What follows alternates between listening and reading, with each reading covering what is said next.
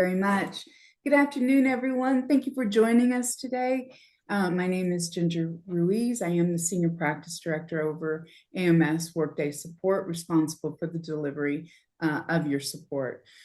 Today, we're going to talk to you about Workday's public cloud migration, areas of key impact, and how Avaap can assist you in your organization with this effort.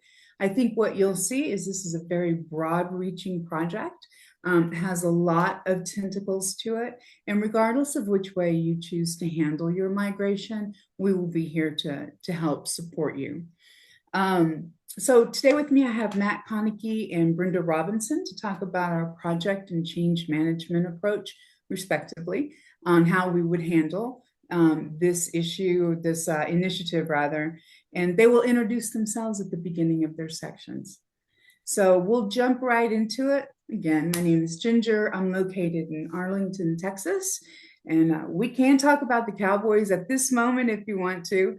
I've been in the Workday system ecosystem for over 13 years in multiple capacities, but I enjoy doing post-production the most, and I get to do that here at Avaap. So it's a pleasure to work with you and work with stakeholders on your team, as well as those that are coming in new, would like to meet you after the webcast. All right, let's get into it.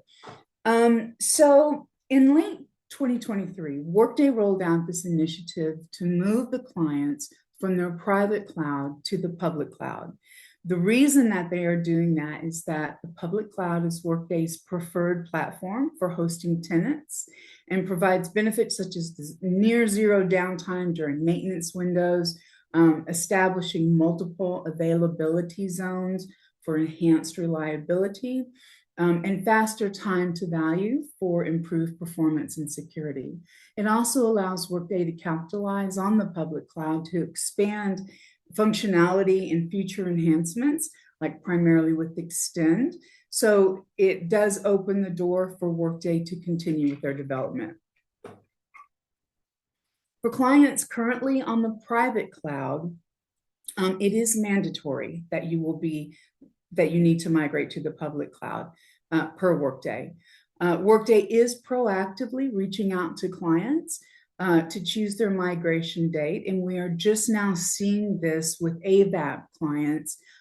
Even though Workday has been doing this now for 2 years, we're just now seeing it roll across our client base. And so we wanted to get together and share with you some of what we are hearing, some of what we've learned, as well as the key considerations as you determine how you would like to approach your migration to the public cloud.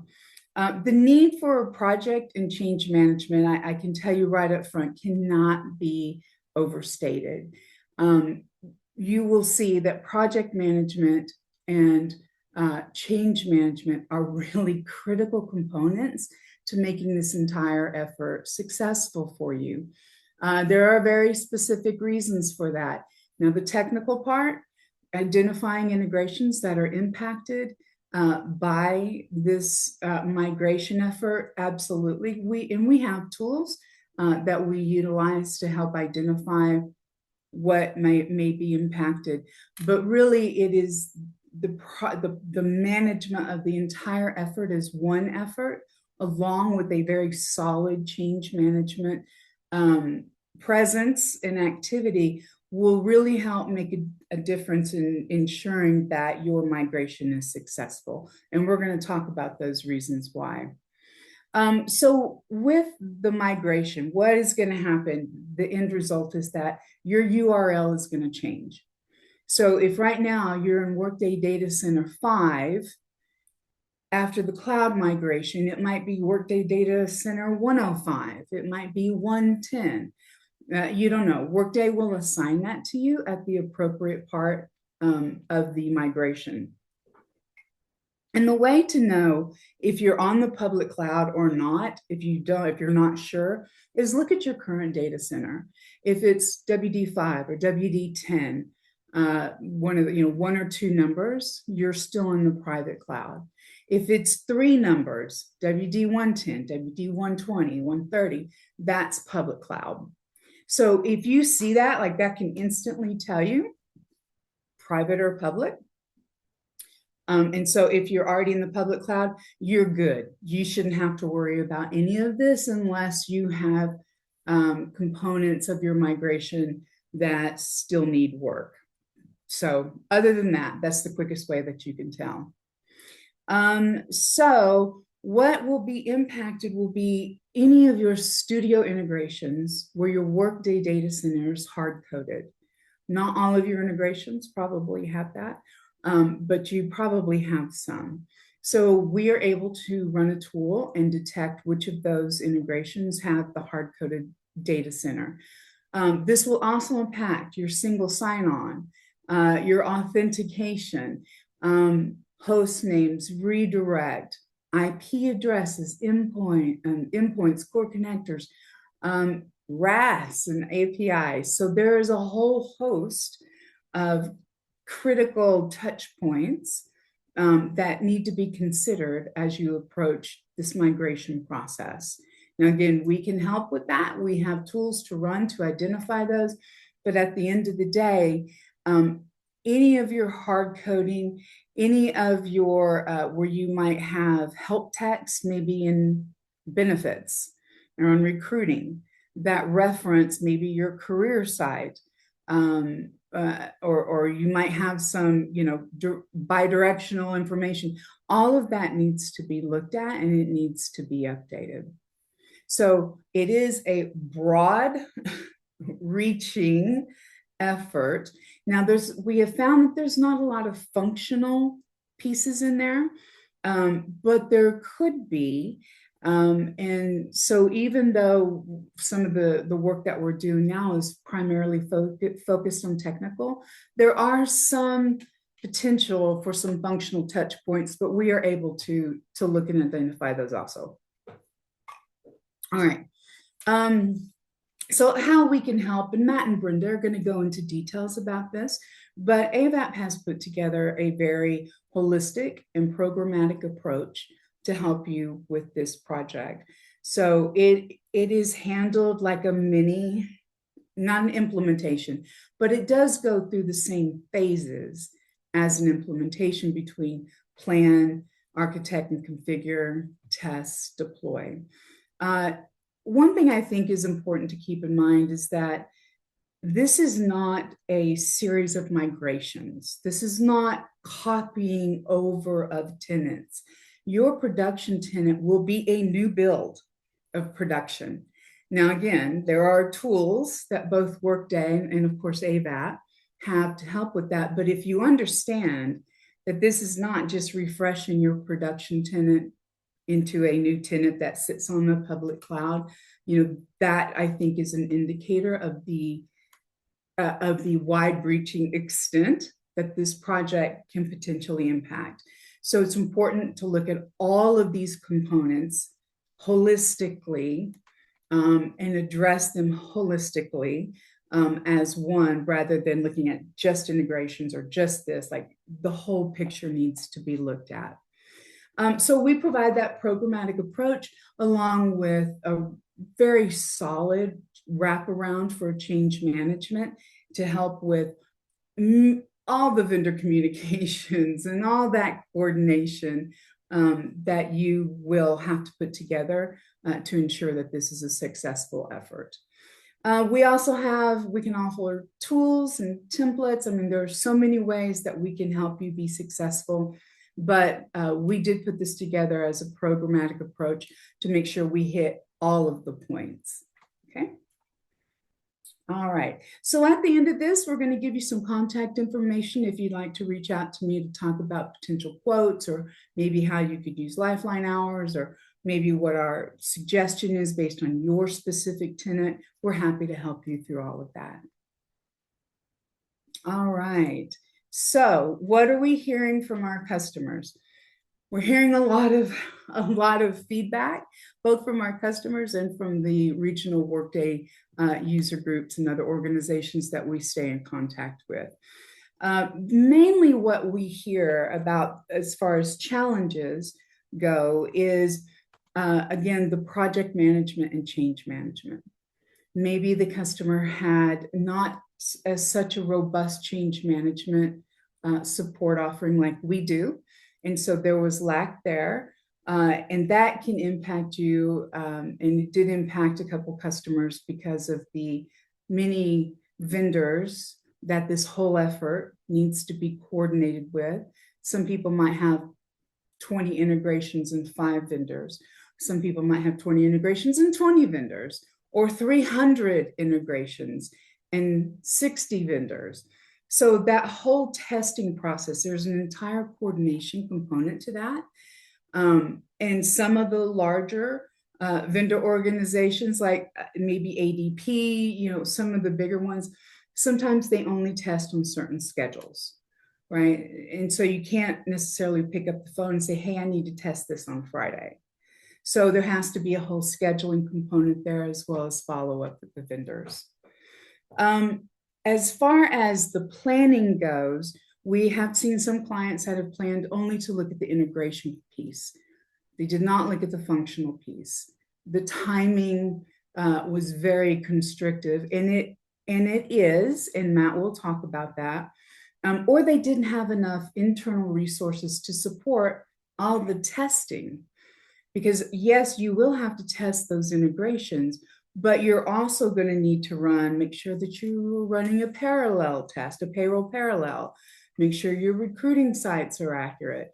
So there is functional testing to make sure all the data itself was transitioned correctly into your new production tenant. Workday does have some tools. They work with the engagement manager to run those tools to check your data. But at the end of the day, it's going to come down to testing and being able to test all those critical processes. Now, we tell clients, especially if you're fresh out of implementation, freshish, maybe within the last year, utilize those test cases that you used in implementation. Those are a great starting point for you to start with, what am I supposed to test? And of course, we can help provide guidance to that. But if you have those test scripts, or sorry, those test scenarios, that's a great place to start for what you'll need to test in this process. Some of the concerns that we hear about is just because once you set that migration date, when your test tenant is delivered to you, you only get it for 8 weeks. That's it. So if you haven't successfully migrated in those 8 weeks with that test tenant, Workday's happy to sell you a tenant for a quarter at whatever that implementation cost is currently running. And Matt will also touch on that with you too. And then I guess lastly would be just not, along with the testing, we've had clients that were migrated, and I cannot speak to whatever their internal change management or project management effort was. We've had clients that maybe have submitted a case, lifeline clients that have submitted a case that says, hey, this integration doesn't run. We go check it and we find it's related to the migration, and it's not that integration, it's all of those integrations. Or they were migrated, and now candidates that were in various stages of background checks just stopped, like the process just stops on them, and there's no business process to pull it back. So we've had to be pretty creative in trying to help our clients when they discover these problems post-migration, when they've handled it on their own. So we want to try and limit that. We're still going to help our clients in any way that we can, but these are really key concerns and notes, hopefully, that you'll take away when you consider how you're going to approach this. All right. So with that, I'm now going to turn it over to Matt Konecki. Matt? Thanks, Ginger. Hi, my name is Matt Konecki. I have 8 years of experience in the Workday ecosystem. I'm an engagement manager for Workday out of the Columbus, Ohio area. I've got over 29 years of consulting experience, mainly in the higher ed and government space. but also in the K through 12 utilities areas, um, and certified in project management professional, ProSci, and Workday engagement manager. So that's my background. Ginger, can you go to the next slide?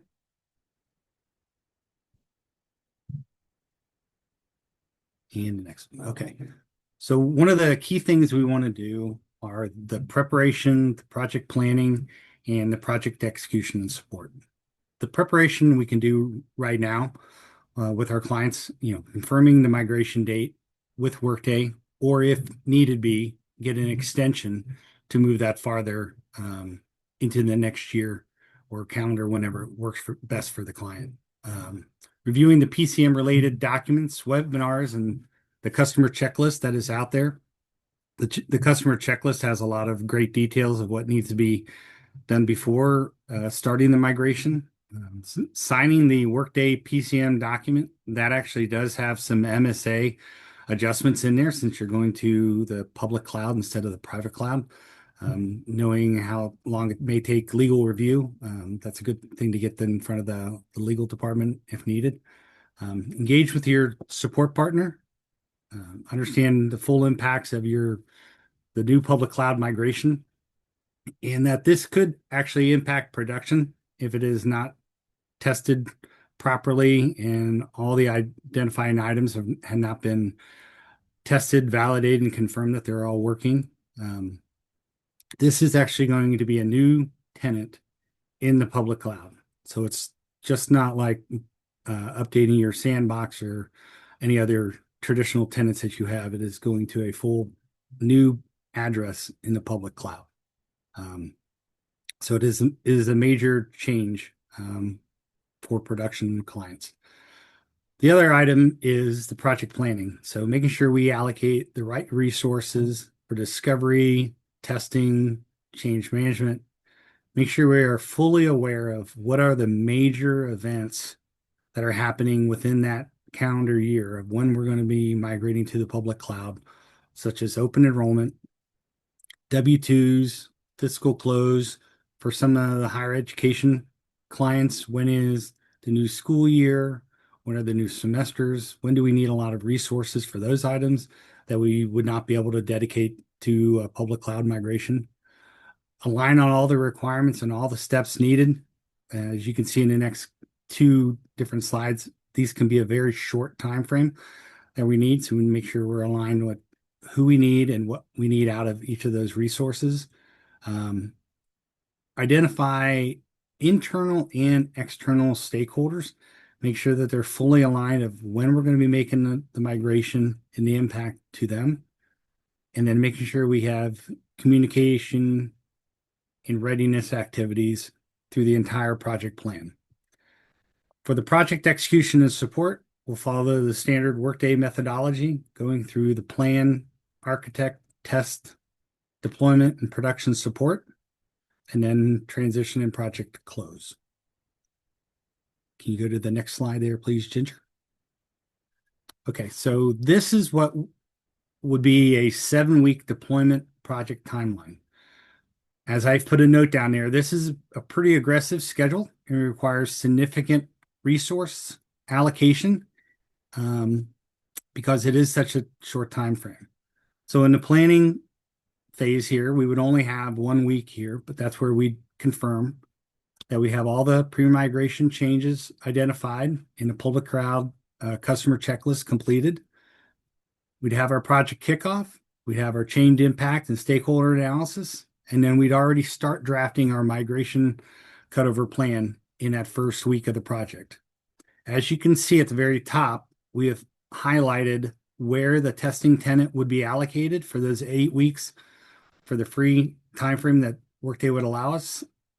If not, that we can't get that done in that 8 weeks, we would have to go to what Ginger would said, purchase a tenant for the next quarter. So that's why this is a very tight time frame. In the architect and config, we make our changes in the implementation tenant there, validate our test scenarios, update and make any changes there. We would only have approximately 2 weeks to do that. And then we create our change management plan, and begin executing of that change management plan within that architect and config area. The key area here is this testing phase, which would be week 5 and 6. We have it for 2 weeks. This is where we would need a lot of resources to make sure we validate from testing end to end across all the different modules, especially the ones that reach out to external vendors such as recruiting, payroll, benefits, all those other sources there. And we'd also confirm our cutover plan. In week 7, we'd execute our cutover plan that would allow us 1 week of buffer into this 8-week time frame for the free implementation tenant. And then in week 8, we would go into our post-migration hypercare. Okay. Ginger, Matt, if you please. yeah, can I Go just ahead. ask you a quick question about this? What is the sort of recommended best client profile perhaps for this 7-week approach? These clients have pretty much a small integration platform. They have a significant amount of resources available during this time frame. They also have a very detailed, currently a testing plan, and they have the resources available to execute those testing plans within a very short amount of time and be able to resolve any issues that would be there. As you can see, it's only a 2-week testing time frame. Okay. This is what I think most of our clients will start off with a 12-week deployment timeline. As you can see, these are much longer time frames than the 7-week more aggressive schedule. So here we would have 2 weeks in our planning cycle, confirm the kickoff, analysis, change management plan, start working on that testing plan. And then in week 3, we would start making our A&C timelines adjustments there. So we create a change management plan, sample test scenarios. And this is where it's very critical. As you can see, we've highlighted in red where that 8-week time frame would be. So we have it in starting in week 4 is where we would have that new public cloud tenant. And then we would start making the changes in week 4 of what need to be made. And then we would, after we complete that, go into the testing cycle, which would start on week 7. And in here, versus the previous one, we have 4 weeks of testing. So we have a whole entire month of testing versus the 2 weeks. And then we also want to confirm our cutover plan. So instead of 2 weeks, we now have 3 weeks to get a very detailed cutover plan and execution. And then in week 11, that's where we would deploy, execute our cutover plan. And at that point, we would have 1 more week for completing any execution of the cutover plan, and then move into the post-migration hypercare into week 13 and 14. So as you can see, this is a much longer time frame. And if some clients do need even longer than this, that key red box of when to utilize that 8-week free testing tenant from Workday would be a critical planning item there. Okay. Now, with this, with either approach, right, there's downtime expected with the production tenant. Can you touch on that? Yes, there are very specific timelines of when the tenant would be put into the production environment, and then the production and the sandbox environments move at different time frames. And they are very specific on the timelines of when those would move into the public cloud, and there is significant downtime during that migration. So we want to definitely plan accordingly for that time frame. Yes, thank you. I know that when they only migrate the final tenant to production on Saturdays, and I apologize, I forget if they said it was like a 9-hour or 12-hour downtime on that Saturdays, and I think that there's a Wednesday before the final migration that there's also some downtime there. Okay. Okay, I'm going to move you over. All right. So on the Workday technical evaluation, we can go into, thanks. So there are four areas that we could help in the technical evaluation. We can work on the assessment to make sure that we have the areas where the URL is identified and the IP address is leveraged. Understand where the WD endpoints would be impacted both internally and externally in configuration and integrations. Also help analyze, make sure we've caught all the different places where the URL will change, utilizing Workday's tenant detection studio, general inventory tools, some custom reports, some delivered reports, and make sure we have all the individual analysis of the integrations and systems complete. We could also help with the testing, work with the internal and external vendors, make sure the testing is completed and validated, and then support where needed, both either on the functional or technical experts as needed. Okay, and I'll turn it over to Brenda Robinson for change management.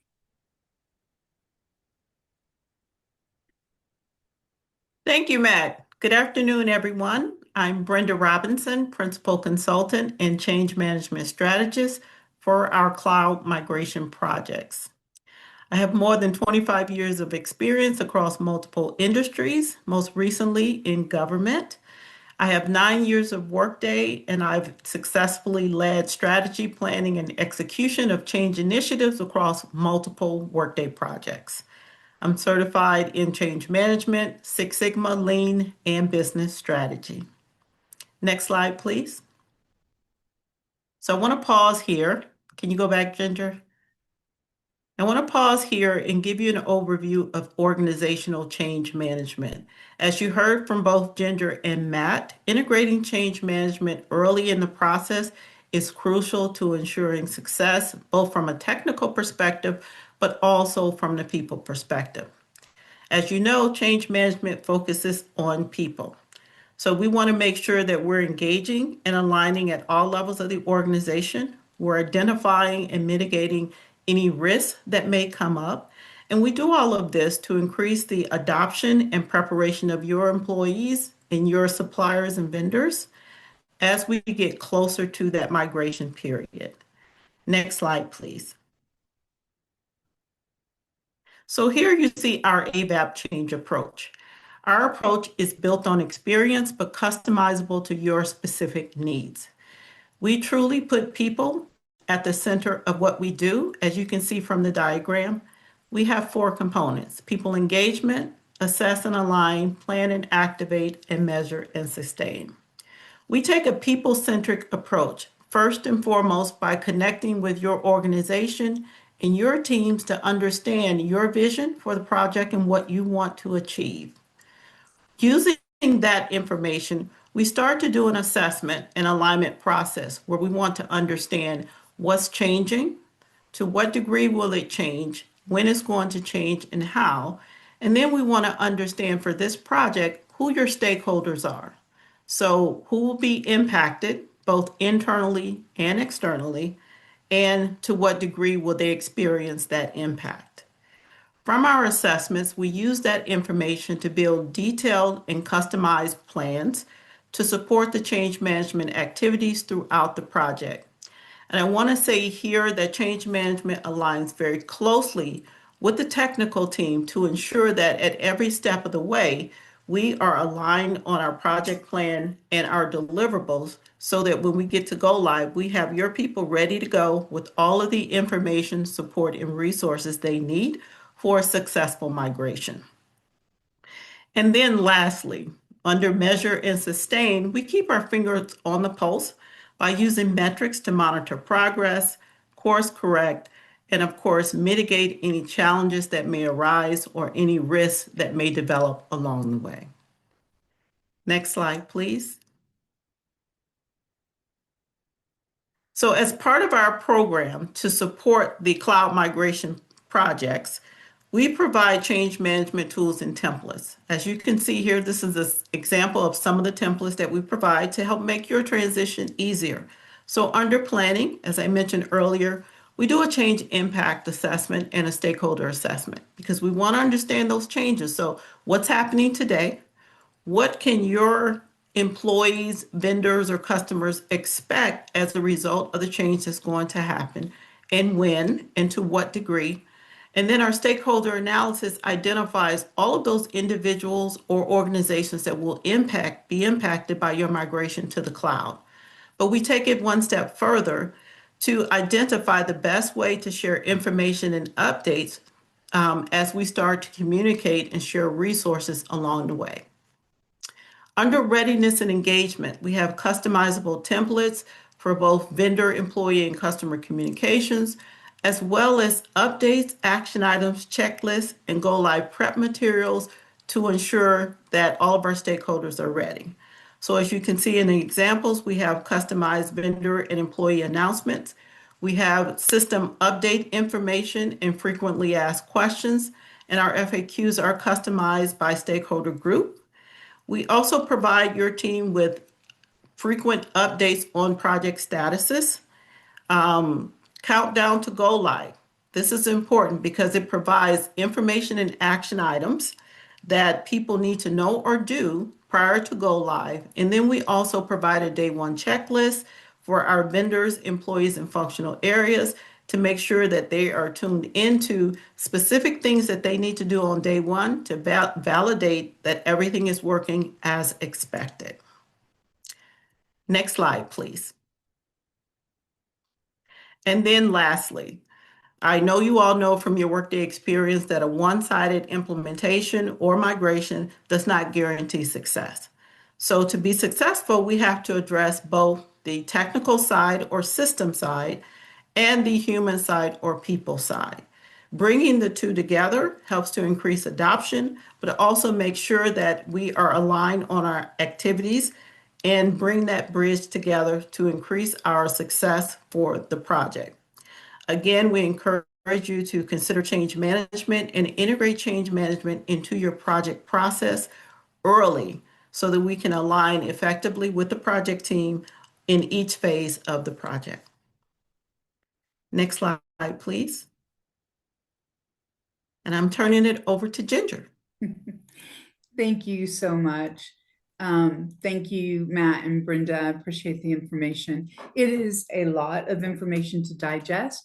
If you go out into community, you'll see those checklists. You'll see all the webinar links. It is an extensive amount of information, but it's all really good information. It's just, it's a lot.